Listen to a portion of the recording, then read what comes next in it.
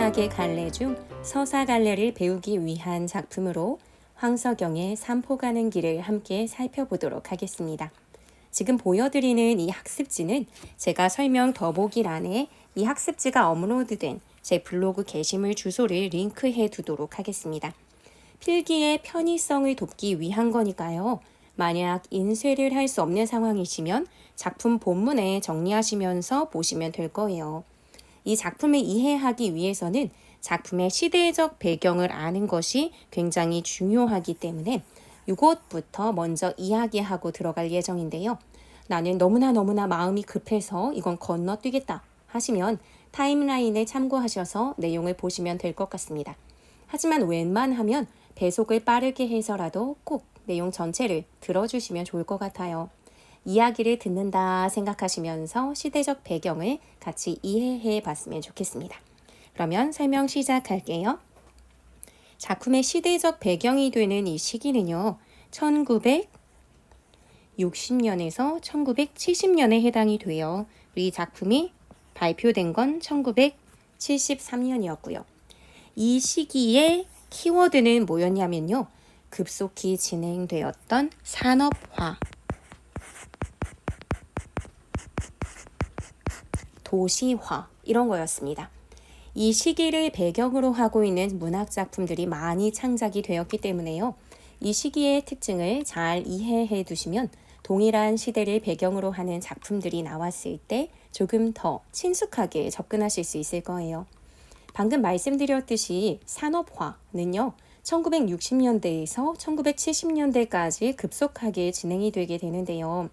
산업화는 쉽게 생각해서 기존에는 농경을 통한 생산물 이런 걸 소비하고 먹고 살았잖아요.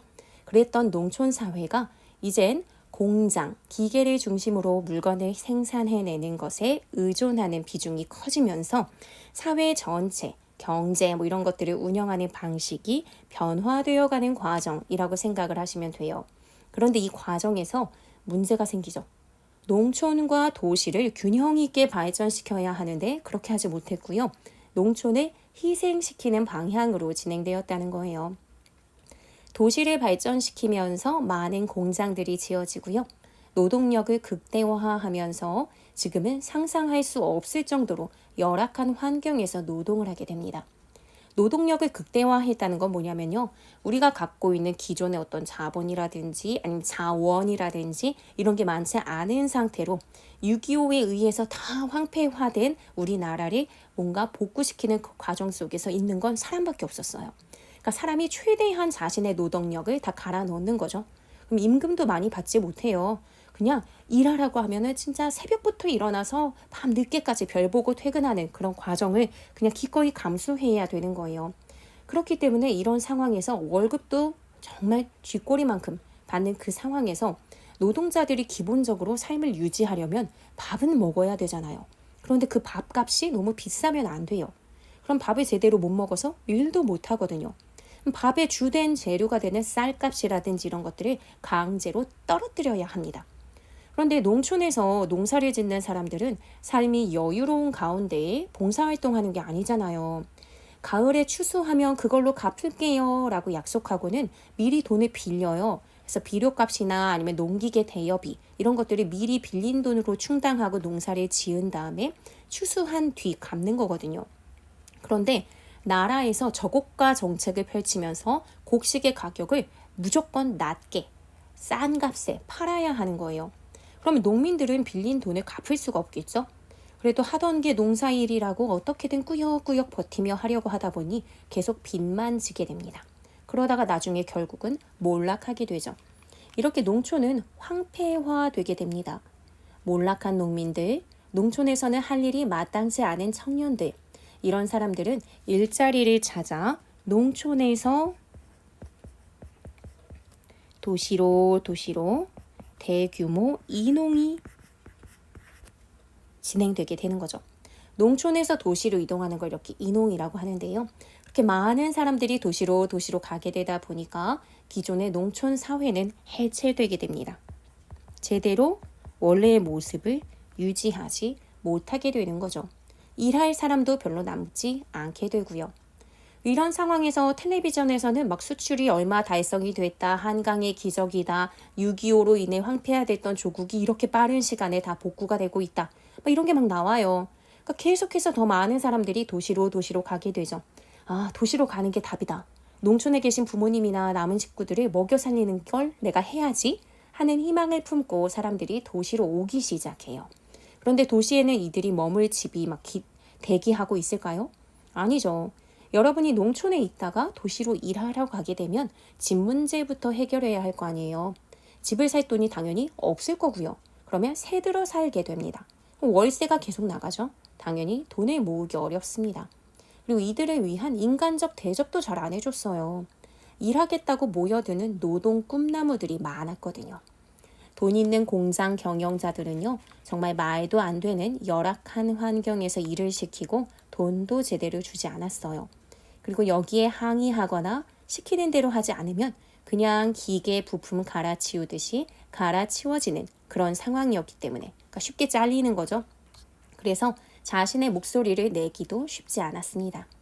이렇게 산업화를 통한 국가적인 발전, 한강의 기적이라는 빛나는 업적 뒤에는 한 명 한 명의 사람들을 인간적으로 대하기보다는 하나하나 기계부품처럼 대하고 결국 한 인간이 이 사회의 소모품처럼 소비되는 일이 있었던 거죠.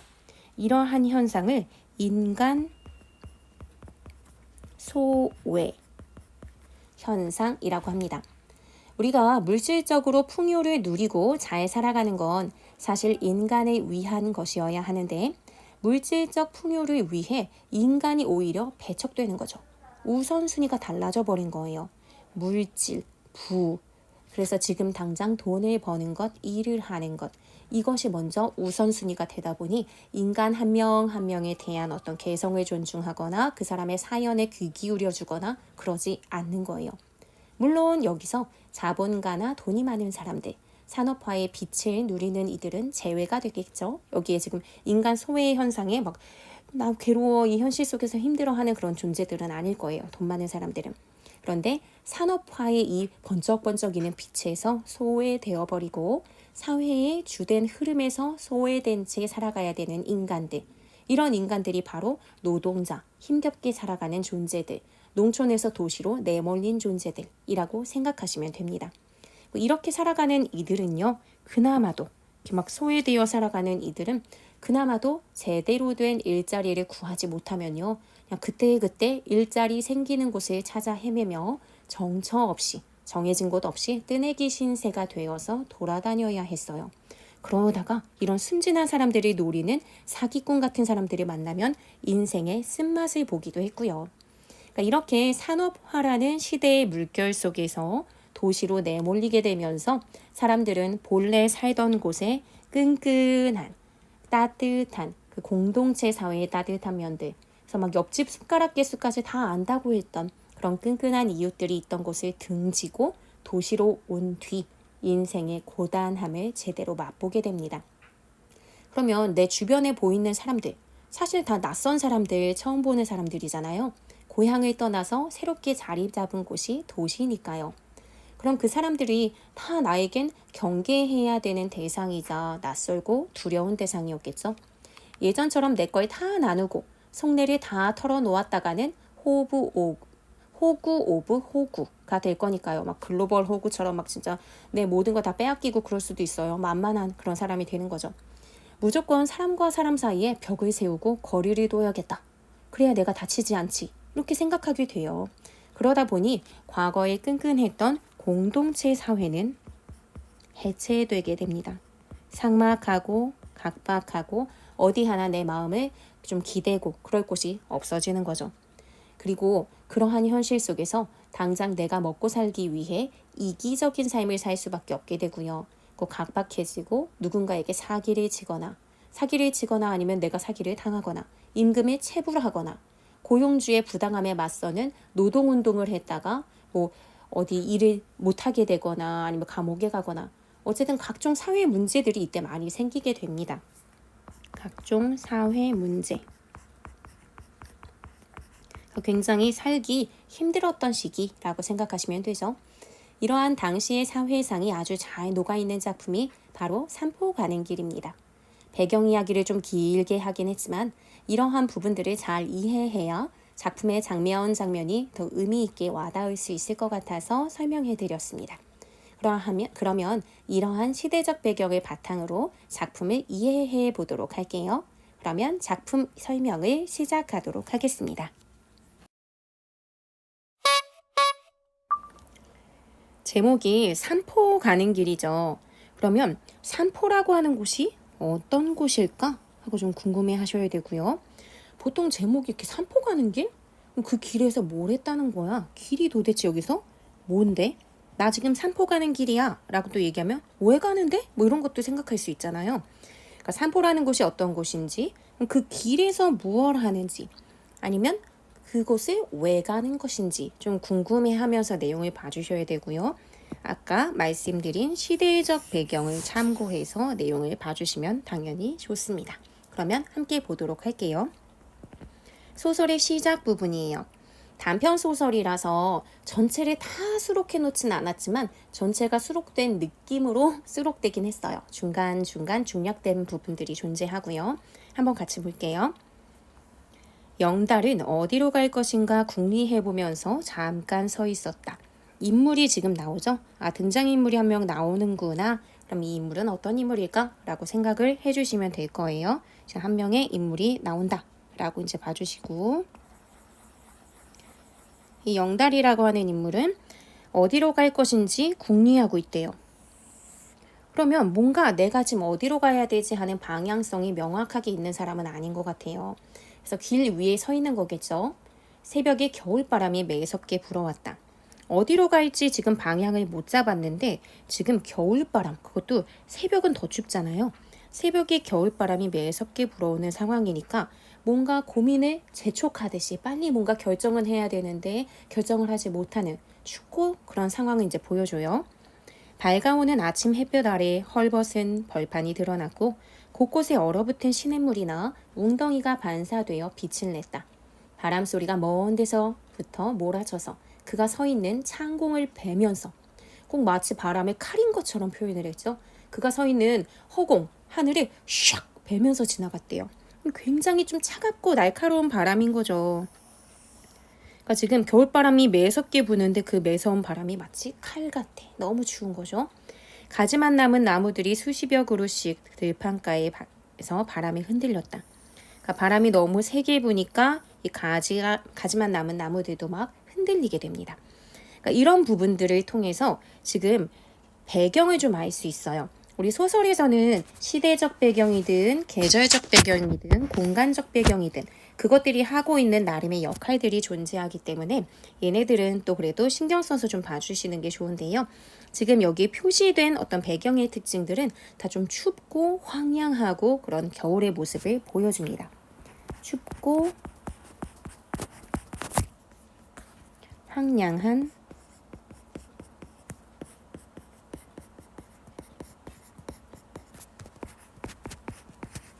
겨울. 그리고 이 속에 지금 주인공인지 뭔진 모르겠지만 등장인물인 영다리가 있는 거죠. 그가 넉 달 전에 이곳을 찾았을 때는, 여기서의 그는 영다리겠죠. 일단 어떤 인물을 얘기하는데 그라고 하면서 얘기를 하고 있는 거 보니까 1인칭 주인공 시점은 아니겠구나 라고 볼 수 있어요. 넉 달 전에 이곳을 찾았을 때, 이곳이 어딜까? 지금 이제 영달이 서 있는 그쪽 지역일 텐데 한참 추수기에 이르러 있었고 이미 공사는 막판이었다. 곧 겨울이 오게 되면 공사가 새봄으로 연기될 테고 오래 머물 수 없으리라는 것을 그는 진작부터 예상했던 떠였다. 아니나 다를까 현장 사무소가 사흘 전에 문을 닫았고 영달이는 밥집에서 달아날 기회만 노리고 있었던 것이다. 이미 도착했을 때 공사는 막판이었고 그래서 오래 머물 수는 없었을 거래요. 이 사람은 이곳이 지금 어디냐면 공사를 진행하는 공사판일 거고요. 거기에 일을 하러 온 거겠죠. 왜냐면 공사가 막판이었을 때 왔고 나중에 그 공사가 금방 끝나거나 연기가 되면 오래 머물 수 없는 처지라는 것을 보여주니까 공사판에서 일을 하는 노동자구나 라는 것을 알 수 있고요. 그리고 오래 머물지 못하고 잠깐 있다 떠나고 잠깐 있다 떠나는 그런 상황이니까 공사판 여기저기를 떠도는 삶을 살고 있구나 라고 알 수 있어요. 아까 1960년에서 70년대의 시대 상황을 얘기해 드렸죠. 그러니까 농촌에서 도시로 온 그런 사람들이 일자리나 아니면 집이나 이런 게 다 나를 위해서 기다려주지 않잖아요. 그럼 그때 일자리를 구해야 되는데 뭔가 고정적인 일자리를 구하지 않으면 여기저기 떠돌아다녀야 되는 경우들이 있다고 얘기했었어요. 그러면 고정된 공장에서 일을 하는 그런 뭐 정규직 이런 노동자들 같은 경우에도 굉장히 인간 대접을 못 받거나 월급을 제대로 못 받았는데 이렇게 영다리 같이 한 군데 정착하지도 못한 채 여기서 일했다가 저기서 일했다가 뜨내기의 삶을 사는 사람들은 더더욱이나 제대로 된 대접을 받기가 더 쉽지 않았을 거예요. 그러니까 굉장히 좀 고단하게 살았을 사람이라고 생각해 볼 수 있을 텐데 이렇게 한 군데에 오래 있지 못할 것을 진작부터 예상했대요. 아까 1인칭 주인공은 아니라고 했지만 1인칭 관찰자일 수도 있는 거거든요. 영달에 누가 이제 관찰했다라고 본다면. 그런데 여기 보면 이미 그가 감당해야 되는 바람이 어떤지도 막 그냥 묘사를 막 다 알듯이 묘사를 했고 여기도 지금 보니까 그는 진작부터 예상했던 터였다 하면서 영달의 심리를 알려줘요.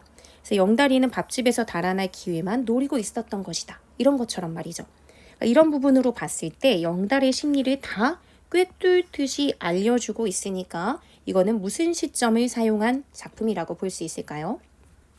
영달의 심리가 다 드러나네. 주인공이 자기의 감정을 직접 얘기하지 않으니까 일단 1인칭이 아니라 3인칭이라고 본다면 거기에서 영달이 갖고 있는 심리까지 다 들여다보고 있으니까 전지적 작가 시점이라고 볼 수 있습니다.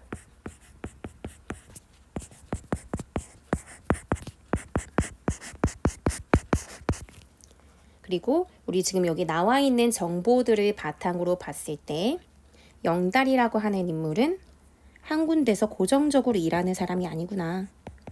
그때 필요하면 사람들이 쓴다고 이제 부르면 그때 가는 노동자들, 일용직 노동자라고 얘기하죠. 일용직 노동자구나. 그래서 공사장 인부로서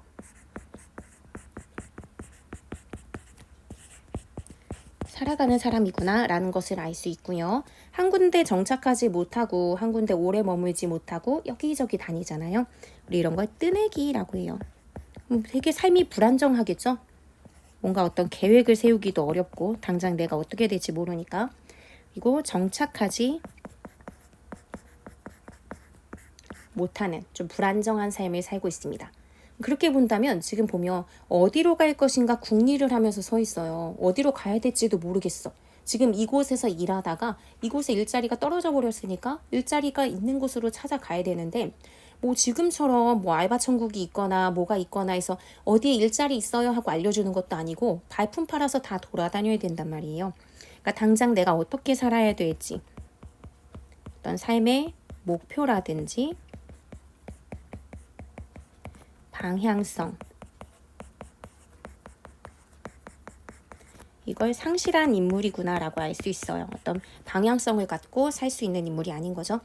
이거는 딱 한 명, 영다리의 이야기인 것 같지만 사실 1970년대 상황을 생각해 보자면 그 당시를 살아갔던 사람 중에 이런 삶을 살았던 사람들은 많을 거예요.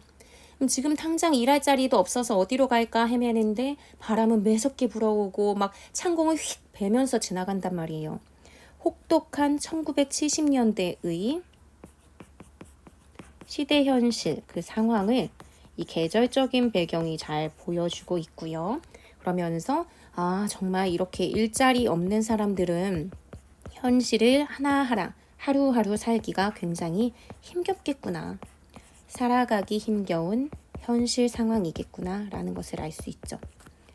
당장 내가 어디로 가야 될지도 모르겠는데 날씨는 정말 혹독해 라고 보는 거예요. 그래서 이 앞부분 장면에서 이 정도 의미를 읽어낼 수 있을 것 같고요. 영다리 같은 경우에는 거칠게 살다 보니까 굉장히 남 생각해주고 윤리적으로 살아가야 되는 그런 측면을 하나하나 배려하기가 쉽지가 않아요. 그래서 지금 더 이상 일을 할 수 없는 그런 상황에서 밥집에서 달아날 기회만 노리고 있어요. 밥값에 다 갚지도 않는 거죠. 공사장에서 일을 하는 사람들은 일정 기간 동안 그 근처에 있는 뭐 밥집 같은 데서 계속 밥을 먹고 뭐 이름 써놓고 영달 하고 밥 먹고 이러겠죠. 나중에 모아서 월급을 받거나 하면 그 밥값을 지불해 줘야 되는데 그럴 돈도 여유 있지 않은 거예요. 그래서 밥집에서 달아날 기회만 노리고 있었던 것이다. 그리고 달아난 거겠죠. 지금 나와 있는 거 보니까. 그러니까 밥값을 떼어먹고 달아난 인물. 이게 바로 영달입니다. 이런 나쁜 이렇게 뭐 생각할 수도 있지만 물론 윤리적인 행동은 아니니까. 근데 삶이 고단하고 당장 내 앞가림이 안 되는데 그 밥값을 주고 가면 나는 진짜 10원도 없는 뭐 그런 상황이 될 수 있잖아요. 그러니까 그런 상황이겠구나라고 정도는 이해는 해줄 수 있을 것 같아요. 삶에 찌들었으니까. 밥값을 떼어먹고 달아난 인물. 그러니까 얼마나 이 현실이 진짜 하루하루가 전쟁일까라는 것도 생각해 보실 수 있겠죠. 이어서 볼게요. 여기 지금 영달이라는 인물이 나왔는데 누군가 밭고랑을 지나 걸어오고 있었다. 이때 인물이 하나 추가가 돼요. 지금 나는 어디로 가야 되지 하고 영달이가 헤매고 있는 그 순간에 지금 어떤 인물이 나타납니다. 그 누군가가 누굴까라고 이제 생각해 주셔야 되고요. 산보 가는 길이라고 했잖아요. 그럼 그 길 위에서 어떤 인물들이 이제 등장하는지 살펴봐야겠죠. 밭고랑을 지나 걸어오고 있었다. 해가 떠서 음지와 양지의 구분이 생기자 언덕의 그림자나 숲의 그늘로 가려진 곳에서는 언 흙이 부서지는 버석이는 소리가 들렸으나 해가 내려쪼인 곳은 녹기 시작하여 붉은 흙이 질척해 보였다. 그러니까 걸어오는데 그 길이 지금 붉은 흙이 질척했대요. 여러분 걸어갈 때 붉은 흙이니까 막 진창 같은 건데 그 막 질척질척해요. 그래서 다가오는 사람이 숲 그늘을 벗어났는데 신발 끝에 벌겋게 붙어 올라온 진흙 뭉치가 걸을 때마다 뒤로 몇 점씩 흩어진대요. 그럼 이런데 걸으면 어떨까요? 굉장히 불편하겠죠. 계속 발이 푹푹 빠지는 그런 느낌에 신발은 또 계속 더러워지고 내가 지나온 길이 굉장히 아름다운 게 아니라 막 질척질척한 흙자국 이런 게 붉게 있을 거 아니에요. 모르긴 몰라도 이 정씨라고 하는 인물이 걸어온 이 길 자체도 굉장히 순탄하거나 아름답거나 하지는 않았을 것 같은 느낌? 이런 게 있죠. 순탄치 않은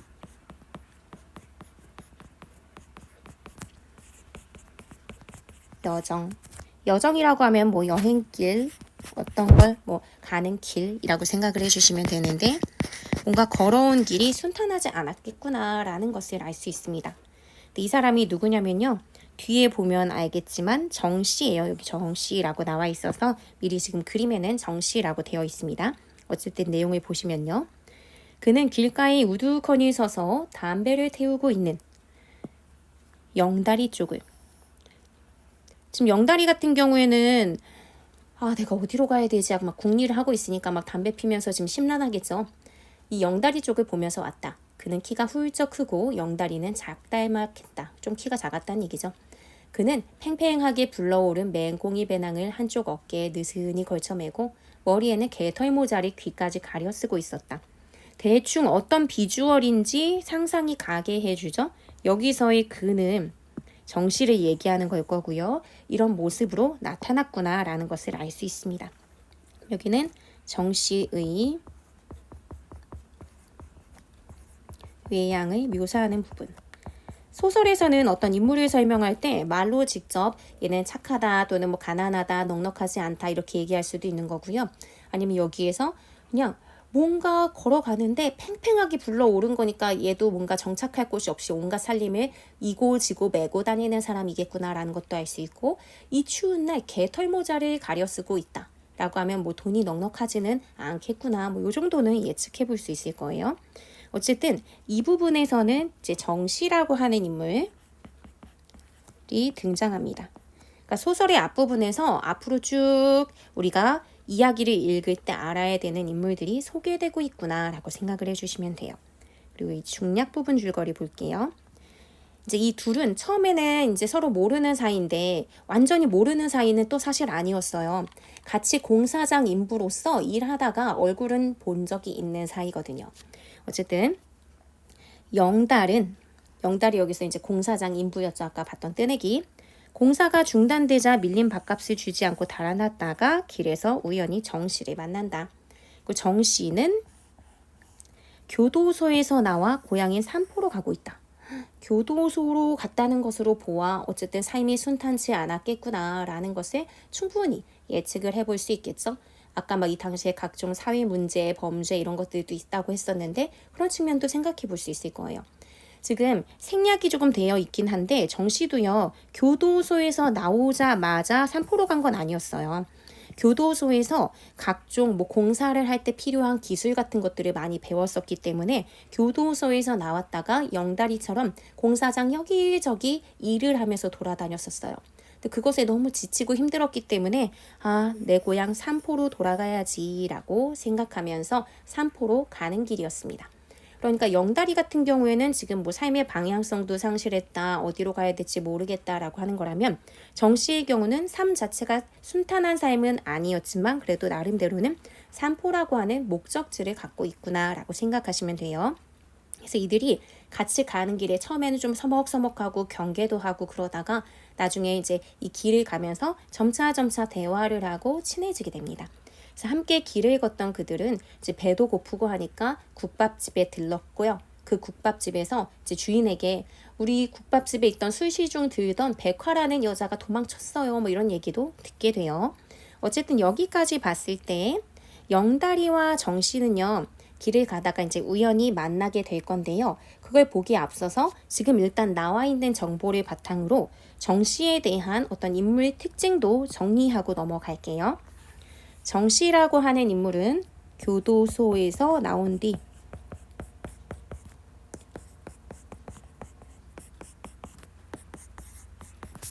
공사장에서 일을 합니다. 공사장 인부로 일을 했고요. 이 역시 여기저기 떠돌아다녀야 되는 정착하지 못하는 뜨내기의 삶을 살았다는 것은 영다리하고 동일해요. 하지만 이제는 이 뜨내기의 삶에 너무 지쳤기 때문에 정착을 하기 위해서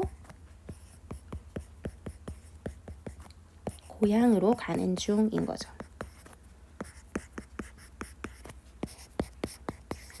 그래서 이런 인물들이 서로 만나서 지금 우연히 만난 거지만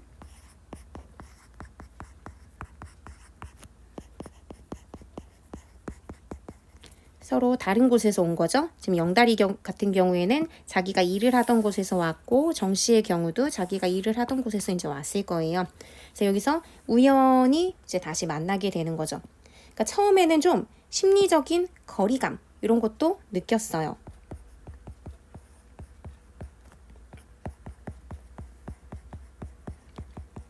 네, 점차 친해지게 되는 거죠. 그러면 지금 보면요. 뭔가 길 위에서 산포 가는 길이 제목이라더니 길 위에서 어떤 이들과 관계를 맺고 그 관계성에 변화가 생기는 과정 이런 것들을 좀 보여주네요. 소설에서 어떤 길이라고 하는 소재가 나오고 길에서 다양한 뭐 생각이라든지 경험을 경험하는 이런 것들이 나오게 되면요. 이런 것을 여로형 소설이라고 해요. 길 위에서 펼쳐지는 이야기들을 말한다. 우리 길이라고 하는 것은 인생을 비유하기도 해요. 내가 과연 맞는 길로 가고 있을까? 라고 할 때 이것은 그냥 뭐 학교 가는 길 아니면 어디를 찾아가는 물리적인 길 이라고 볼 수도 있지만요. 내 삶의 방향성이 맞나? 라고 할 때도 길이라는 말이 쓰잖아요. 그래서 길이라고 하는 것은 소설에서 또는 시에서 어떤 삶의 방향성을 보여주는 걸로 잘 언급되곤 합니다. 그래서 아예 소설의 어떤 유형 중에 여로형 소설이라는 게 있고요. 이 소설이 바로 거기에 딱 맞아 떨어지는 소설이라고 생각을 해주시면 돼요.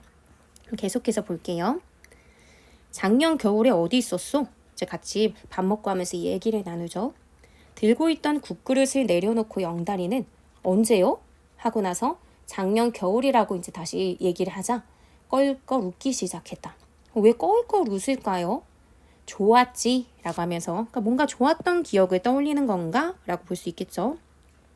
좋았지 정말 대전에 있었습니다. 옥자라는 애를 만났었죠. 그땐 공사장에서 별 볼 일도 없었고, 그러니까 뭐 굉장히 뭐 힘들거나 꼭 도망을 가야 되거나 뭐 이런 일도 없었고, 노임도 실했어요. 그러니까 돈도 많이 줬다라는 거죠. 그러니까 좋았던 시절도 있었던 거죠. 그러니까 좋았던 이유가 옥자라는 애를 만났던 것도 좋았고, 공사장에서 별 볼 일도 없었고, 돈도 잘 챙겨줬다는 점, 이런 것도 좋았던 거죠. 그러니까 왜 좋았는지에 대한 이유가 지금 두 가지 나오네요. 옥자라는 애를 만나서 좋다고 하니까 이제 정씨가 딱 눈치를 챘어요. 아, 살림을 했군. 그러니까 같이 살았군. 이라고 하는 거죠. 그러니까 네, 이 정도의 반응이 여기 생략됐다라고 보면 될 것 같은데, 의리 있는 여자였어요. 애도 가질 뻔했는데, 그러니까 같이 진짜 부부로서 살려고 했던 이야기겠죠. 지난 봄에 내가 실직을 하자. 일자리를 잃어버렸어요. 그러면 애를 낳거나 아니면 어떤 살림을 하면서 계속 이들의 삶을 이어가기가 쉽지가 않죠. 그래서 실직을 하게 되자 돈을 모으면 모여 살자고 하면서 서로 헤어졌어요. 그래서 이 옥자라는 여자는 서울로 식모 자리를 찾아서 갔고, 나는 노동판에 다시 여기저기 헤매게 되는 거죠. 즉 이 부분, 이들은 지금 처음 만난 사이인데 예전에 얼굴을 잠깐 스치듯 본 적은 있지만 서로 어떤 존재인지 얘기를 나누거나 한 적은 없어요. 근데 길 위에서 서로 이제 마음을 터놓고 자기의 이야기들을 하죠. 영달의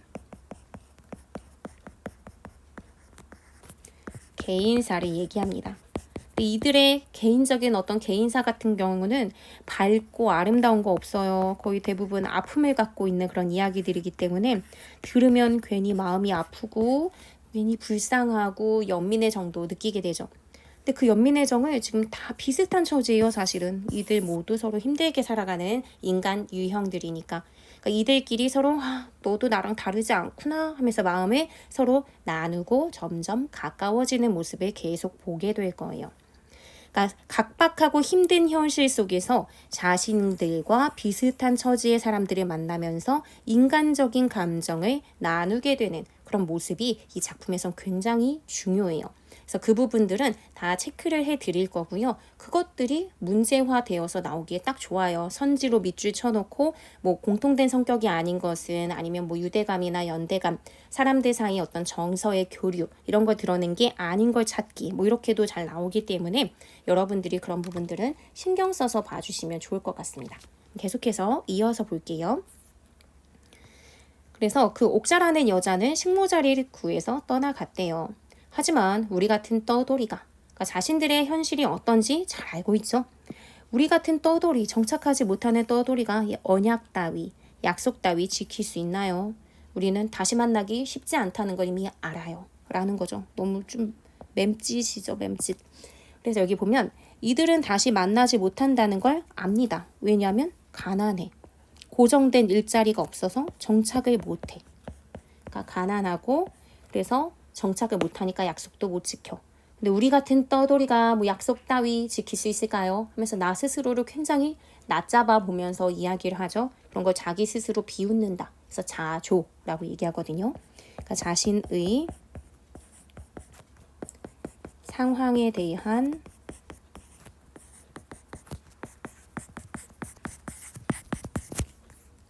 자조적 이 드러나요. 우리 이런 친구 있으면 왜 그래? 너도 잘할 수 있어 하고 막 위로해주고 싶지만 사실 다들 이 현실에서 어떤 난관에 계속 만났던 그런 사람들이기 때문에 함부로 위로는 또 잘 못해주기도 하죠. 앞으로 잘 될 거야 토닥토닥 이게 잘 안 된단 말이에요. 어쨌든 밤에 혼자 자다가 일어나면 그 애 때문에 남은 밤을 꼬박 새우는 적도 있습니다. 그러니까 그만큼 계속 생각나는 거예요. 보내놓기는 했지만 너무 마음을 그 사람에게 줬던 거죠. 그립고 보고 싶고 막 이런 거.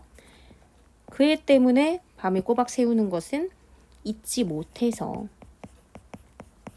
그리워서 이 그리움 이것도 간절하게 막 그 대단한 거 아니잖아요. 사랑하는 사람과 같이 있고 싶었던 건데 그것까지 하지 못했던 거죠. 이 부분까지 아까 부분 이어서 영달의 어떤 개인사 이걸 듣게 되는 부분이에요. 그래서 이들은 대화를 하면서 서로 가까워져요. 정씨 같은 경우에도 교도소도 갔다 오고 거친 삶을 살았던 사람이지만 이렇게 힘들었던 영달이 그래서 흐려진 영달의 표정 하면은 얼굴에 그늘이 들인 거겠죠. 그래서 무심하게 쳐다보다가 창밖으로 고개를 돌리고는 조용하게 말합니다. 사람이란 곁에서 오랫동안 두고 보지 않으면 저절로 잊게 되는 법이요. 네, 아까 말했듯이 다시 네가 돈 벌어서 같이 살면 돼 하는 희망을 노래하기엔 정 씨도 많이 이 고단한 삶을 경험했거든요. 그러니까 그냥 잊게 될 거야 하는 게 최선의 위로였던 거겠죠. 영달에 대한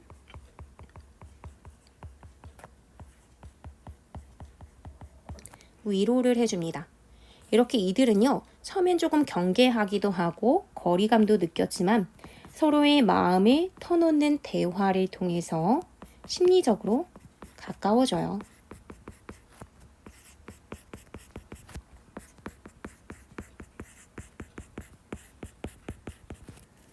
그래서 내용 계속 볼게요. 뒤란으로 나갔던 뚱뚱이 여자가 호들갑을 떨면서 돌아왔다. 지금 이 사람들은 지금 식당에 가서 밥 먹고 있었잖아요. 근데 아까 앞부분 줄거리 보셨던 거 기억나시는지 모르겠는데 국밥집에 들렀을 때 술시중을 들던 백화라는 여자가 도망쳤다 막 이 얘기 줄거리에 나왔었잖아요. 중략 줄거리에 굳이 넣었다는 건 뒷부분 내용을 이해하는데 꼭 필요한 내용이라서 넣은 거거든요. 그래서 여기 지금 뚱뚱이 여자가 호들갑을 떨면서 돌아와서 얘기합니다. 아유 어쩌나 눈이 올 것 같아. 하늘에 먹구름이 잔뜩 끼고 바람이 부는군.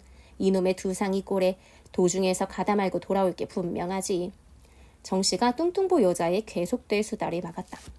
여기서 가다 말고 돌아올 사람은 백화라고 생각하는 거예요. 백화에 대해서 잠깐만 얘기하고 넘어가면요.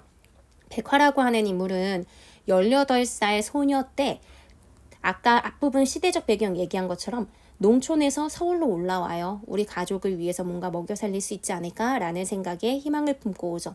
하지만 사기를 당하게 돼요. 사기를 당하면서 뭐 일자리 구해준다고 해서 소개받고 갔는데 거기에서 이제 5만 원인가 뭐 어쨌든 돈에 자기가 이제 팔려가게 되면서 술집을 여기저기 전전하고 자기는 원하지도 않았는데 몸을 파는 그런 역할들을 하게 되죠. 그러니까 여기에서도 술시중을 든다는 건 술만 따라주는 게 아니라 자기의 몸도 줘야 되는 그런 상황이에요. 자기가 원치는 않았는데 그러다 보니까 그 상황에서 계속해서 반복해서 도망을 갑니다. 근데 도망을 가지만 도망가도 내가 지금 이 도시에서 머물 곳이 없는데 어떡하지 하다가 결국은 다시 자기가 있던 곳으로 자꾸자꾸 돌아갔었거든요. 그러니까 그걸 알기 때문에 이 뚱뚱이 여자는 돌아오겠지 뭐 하면서 그러면서도 그 백화가 빨리 돌아오기를 바라는 그런 생각을 갖고 있어요. 어쨌든 보시면 정씨가 뚱뚱보 여자의 계속될 수다를 막았다. 정씨 입장에서는 이 얘기 듣기도 귀찮고 왜 저래 뭐 이렇게 생각이 들겠죠. 그래서 자기의 목적에 해당되는 말만 해요. 월출까지는 몇 리요? 하면서 월출에 가려고 이제 어느 정도 걸리는지 묻죠. 한 60리 돼요 하고 대답하니까 버스는 있나요? 오후에 2대쯤 있지요. 아 2년에 딱 잡아갖고 막차로 돌아올 텐데 참 어디까지 늘 가슈? 하죠. 그러니까 여기서의 2년이라고 하는 인물이 바로 백화예요. 백화. 그러면 중략된 줄거리에도 있고 자꾸 여기서도 언급이 돼. 이 백화라는 인물도 나름대로 이 서사에서 비중을 갖고 있는 인물이겠구나라고 생각하면서 이 백화에 대한 정보를 자꾸 여러분들이 수집해야지라고 생각하면서 내용을 봐주시면 좋을 것 같아요. 영다리가 말했다. 바다 보이는 데까지 간대요. 바다 멀리 가시는군. 요 큰 길로 가실 거요? 정씨가 고개를 끄덕이자 여자는 의자에 궁둥이를 붙인 채로 앞으로 다가앉았다. 뭔가 할 말이 있는 거죠. 부탁 하나 합시다. 가다가 22쯤 되고 머리는 긴 데다 외눈 쌍꺼풀인 계집년을 만나면 케어봐서 좀 잡아오슈. 22쯤 되고 머리는 긴 데다 외눈 쌍꺼풀인 계집년. 누구겠어요? 백화겠죠. 백화. 그래서 잡아오슈라고 해요. 내 현금으로 딱 10,000원 내리다. 10,000원을 지금의 개념으로 생각하시면 안 되죠? 제가 80년대생인데 그때 제가 어렸을 때 저희 아빠 월급이 10만 원대였다고 들었거든요. 그러니까 여기서 10,000원은 꽤 큰 돈이라고 생각을 해주시면 돼요. 근데 지금 보니까 이 뚱뚱한 주인, 이 여자는 백화를 어떻게든 잡아드리려고 해요. 그냥 백화를 데리고 있어야 백화가 얼굴이 되게 예쁘거든요. 그 백화 얼굴 보고 오는 손님들이 굉장히 많아요. 그러니까 백화는 돈이야. 근데 얘가 가버렸으니까 빨리 데리고 와야 돼. 언젠간 다시 또 돌아올 것 같지만 빨리 데리고 와야 내가 돈을 조금이라도 더 벌지. 뭐 이런 생각을 하고 있는 거죠. 그래서 백화를 수단으로 여기고 백화의 어떤 뭐 삶은 생각하지도 않고 어린애인데 지금 이제 22살 정도 됐단 말이에요. 근데 삶이 너무 고달프고 힘들었어서 그냥 액면가라고 해야 되나? 이건 속칭이니까 이렇게 말하지 말고 어쨌든 얼굴로 짐작되는 나이는 30대로 보일 만큼 얼굴이 늙어버렸어요. 그러니까 그만큼 힘겹게 산 게 백화거든요. 근데도 그런 삶에 대해서 불쌍히 여길 줄 몰라요. 이 술집 주인은. 그러니까 이 술집 주인이 갖고 있는 가치관, 이걸 보면 당대의 문제적인 생각을 갖고 있던 사람들의 가치관을 보여주죠. 사람을 물질적 가치로 판단하고 그걸로 계산하죠. 사람을 물질적 가치로 환산. 돈을 벌어다 주니까 좋은 거예요. 백화 걱정되는 거 아니에요. 이렇게 막 눈 오고 찬바람 부는데 백화 어디서 감기라도 걸리면 막 이렇게 생각하는 게 아니죠. 굉장히 계산적인 인물. 도시화 산업화가 막 진행되는 가운데 갑자기 막 진짜 부동산 부자가 되거나 갑작스럽게 부자가 된 사람들이 있어요. 내 주변에 그냥 별거 아니었던 사람들이 갑자기 부자가 되면 막 다른 사람들도 눈이 뒤집혀서 나도 돈 좀 많이 벌어봤으면 이러면서 어떤 인간의 인간적인 면을 존중하기보단 돈에 굉장히 모두 다 몰두되게 되면서 진짜 본질적인 가치를 보지 못하게 되는 현상이 벌어지는데 이때의 그 문제점들이 여기서도 보이게 되는 거죠.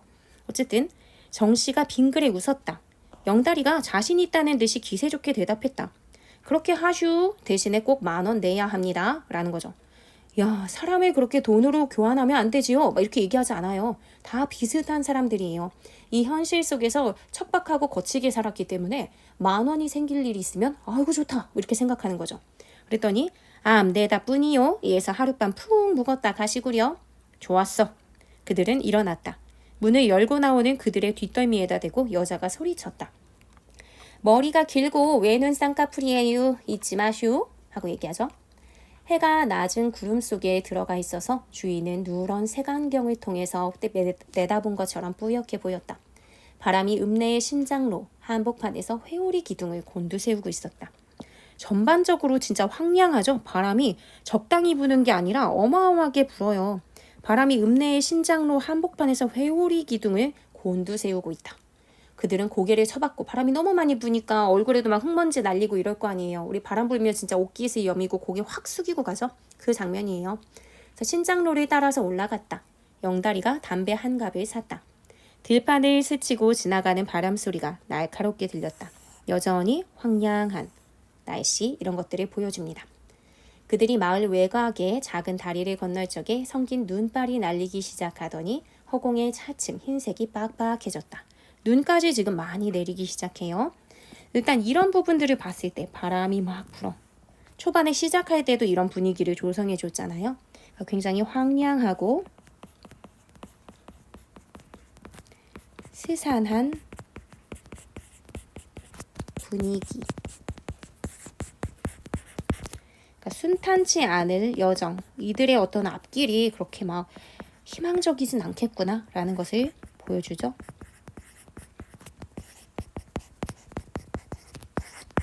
이런 걸 암시한다 라고도 볼 수 있을 것 같습니다. 그러면 내용 이어서 보도록 할게요. 작은 마을을 지날 때쯤에서는 큰 눈송이를 이룬 한방눈이 펑펑 쏟아져 내려왔다. 앞에서도 지금 눈이 왔다 뭐 이런 얘기가 있었는데요. 여기서도 보면 펑펑 쏟아져 내렸다 뭐 이런 식의 이제 이야기를 하고 있죠. 여기 보면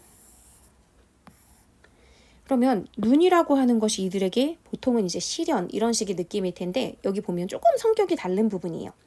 눈이 찰지어서 걷기에는 그리 불편하지 않았고 눈보라도 포근한 듯이 느껴졌다. 그들의 모자나 머리카락과 눈썹에 내려앉은 눈 때문에 두 사람은 갑자기 노인으로 변해버렸다. 약간 좀 낭만적이기도 하고 조금 살짝의 미소가 지어지기도 하고 그러죠. 그러니까 아까까지는 눈이 확 많이 오고 막 빡빡해지는 그런 상황이었다면 작은 마을을 지날 때쯤 약간 걷고 또 걸었을 때는 약간 낭만적인 분위기가 조성되기도 합니다. 물론 눈이 굉장히 많이 오고 있고 이게 길을 가는 데 있어서 물리적으로는 굉장히 힘든 그런 요인이 되긴 하겠지만요. 어쨌든 전체적으로 계절적 배경으로 등장하는 이 눈이 조금은 낭만적으로도 그려져요. 그래서 눈이라고 하는 소재 또는 눈의 어떤 장면이 지금 많이 묘사가 되는데 그냥 단순히 보면 계절적 배경도 드러나고요. 여기에다가 조금 낭만적인 느낌, 서정적 배경이라고 할 수 있는데요. 어떤 감정과 연결되는 느낌의 배경이라는 거죠. 그래서 서정적 배경이기도 해요. 이들의 삶이 굉장히 고달프다라는 것은 우리가 알고 있잖아요. 근데 그 고달픈 삶에서 하얀 눈이 그래도 낭만적으로 쌓이게 되면서 포근하게 느껴졌대요. 왜냐면 이들은 서로 걷고 걸으면서 그래도 혼자 걸었을 때 너무나 괴롭고 힘들지만 사실 서로 대화를 하고 마음을 나눌 수 있는 동행인이 있었으니까. 그래서 고달픈 삶이지만 서로에게 공감하는 이 인물들의 따뜻한 모습, 그런 것과 좀 잘 어울리죠? 인물들의 모습과 잘 어울린다 또는 조화를 이룬다. 이렇게 봐주시면 될 것 같아요. 볼게요. 내용을 계속. 도중에 그들은 옛 원님의 송덕비를 세운 비각 앞에서 잠깐 쉬어가기로 했다. 낭만적인데 왜 굳이 또 여기서 쉬어가지? 라고 볼 수 있는데 왜 이유가 나와요. 첫 번째 이유는 그 앞에서 신장로가 펼쳐져 있었기 때문에 두 갈래로. 그러니까 두 갈래로 있었기 때문에 어디로 가야 될지 지금 몰랐던 거예요. 그래서 잠깐 쉬어가기로 한 거고요. 또 하나의 이유는 함석판에 페인트로 쓴 이정표가 있긴 했으나 녹이 슬고 벗겨져 잘 알아볼 수가 없었어요. 그러니까 어느 방향으로 가야 되는지 알 수가 없었던 거죠. 그렇기 때문에 이 낭만적인 눈이 오고 있는데도 지금 발길을 잠시 멈췄어야 했습니다. 그들은 비각 처마 밑에 웅크리고 앉아서 담배를 피웠다. 정씨가 하늘을 올려다보며 감탄했다. 그래도 이 눈 오는 게 꽤나 낭만적이었던 게 맞아요. 계속 이어져 가고 있는데 야, 그놈의 눈송이 탐스럽기도 하다. 풍년 들겠어. 우리가 비가 적당히 잘 오면 풍년이 든다라고 하는 것처럼 굉장히 건조할 수 있는 겨울에 눈이 탐스럽게 오게 되면 대지가 촉촉해지겠죠. 눈 오는 모양을 보니 근심 걱정이 싹 없어지는데 이런 것도 마찬가지죠. 처음엔 기분도 괜찮았지만 이렇게 오다 가는 길 가기가 그리 쉽지 않겠는걸. 좀 걱정도 되지만 그래도 전반적으로 지금 서정적 배경으로서의 어떤 눈의 기능을 잘 보여줍니다. 까짓 가는 데까지 가고 내일 또 갑시다. 괜히 낭만적이니까 마음도 조금 여유로워졌어요. 저기 누가 오는군. 흰 두루마기를 입고 중절모를 깊숙이 내려 쓴 노인이 조심스럽게 걸어오고 있었다. 노인의 모자챙과 접힌 부분 위에 눈이 빙수처럼 쌓여 있었다. 그러니까 이것도 꽤 낭만적인 표현이죠. 빙수처럼 쌓여 있었대요. 정씨가 일어나 꾸벅하면서 영감님 길 좀 묻겠습니다요. 하니까 물으슈. 월출 가는 길이 아래입니까? 저 윗길입니까? 윗길이긴 하지만 제가 있어서 그러니까 고개 높다는 거죠. 아무래도 수월치는 않을 거야. 아마 교통도 두절대 모양인데 약간 상황이 좋지 않은 걸 알려주죠. 아랫길은요. 거기는 월출 쪽은 아니지만 고을 세세 지나면 감천이라고 나오지. 월출이든 감천이든 그래도 어디 지역으로 안정적인 지역으로 내려가면 뭔가 자기네가 원하는 방향으로 갈 수 있는 가능성도 있죠. 영다리가 물었어요. 감천에 철도가 닿습니까? 닿다마다. 그럼 감천으로 가야겠구먼. 정씨가 인사를 하자 노인은 눈이 가득 쌓인 모자를 위로 들어 보였다. 이렇게 인사를 한 거죠. 그러고 나서 뒷부분에서는 이제 백화를 만날 예정이에요. 백화를 만날 예정이고 이때 벌어지는 일은 다음 영상을 통해서 올려드리도록 하겠습니다. 일단은 오늘은 여기까지 살펴봤고요. 정씨와 영달이라는 인물이 여기선 주된 인물 둘이었어요. 그러다가 백화라는 인물이 추가되면서 어떤 내용이 펼쳐질지 다음 시간에 이어서 보도록 하겠습니다. 네, 오늘 모두 수고 많으셨고요. 다음 영상에서 또 만날게요. 안녕.